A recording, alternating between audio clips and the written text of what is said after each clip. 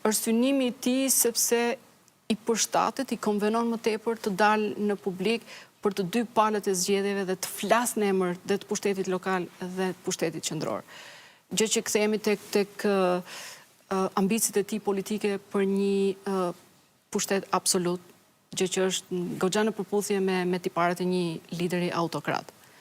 Problemi që unë e shoh shumë të ngutshëm është mungesa e tipare autokratike, thonë. Po, absolutisht.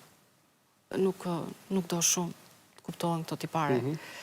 Problemi tjetër që e shoh me shumë si thosh me shumë kritik është çështja çka po ndodh edhe në rajon. Ne nuk mund ta shohim Kosovën dhe nuk mund të konsiderohemi se jemi si një entitet më vete dhe nuk kemi asnjë lidhje rajonale. Kanë plasur protestat edhe goxha shumë të dhunshme në Serbi. Tani në të gjithë rajonin, shumica e liderëve janë liderë që kanë tiparet autokrate. Në Serbi, një lider autokrat i cili jo pa qëllim për hir të karrierës tij politike do ta përdorë frymën nacionaliste në Serbi, duke përdorur Kosovën.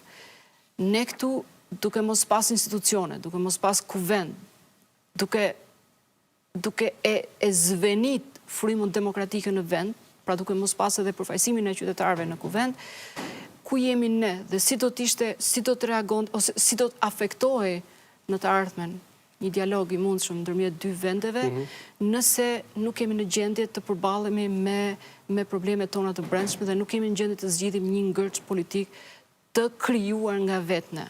Dhe edhe në këto performanca simbolike që i keni pasur si shoqëri civile para kuvendit, e keni theksuar disa herë që ka probleme të brendshme, sidomos mirëqenia, çështjet ekonomike, energjia, por jemi edhe pjesë e diskutimeve në aspektin e sigurisë globale.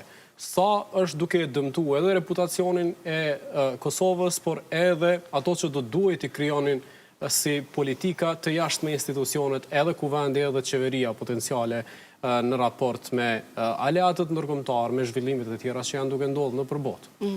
Shumë e drejtë.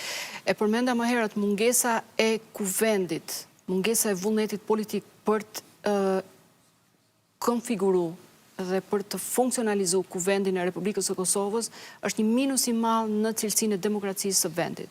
Pra, nëse e vendosim në një shkallë cilësinë e demokracisë në Kosovë, kemi rënë shumë poshtë. Dhe çka kjo presupozon, kjo ndikon, afekton në masë jashtëzakonisht të madhe, të konsiderueshme besimin e qytetarëve tek institucionet.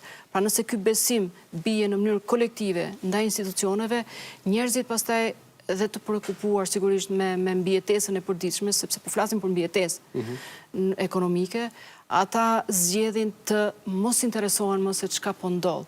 Dhe jemi dëshmitar të një apatie kolektive në Kosovë, jemi dëshmitar të një migrimi masiv të njerëzve, dhe nuk po flasim vetëm për rini, por po flasim dhe për profesionistë që e kanë një vend pune, por zgjedhin të largohen për shkak të perspektivës që nuk e shohin. Po përballemi me një situatë të arsimit dhe të shëndetësisë që janë nivele shumë të ulta, kështu që kjo në sferë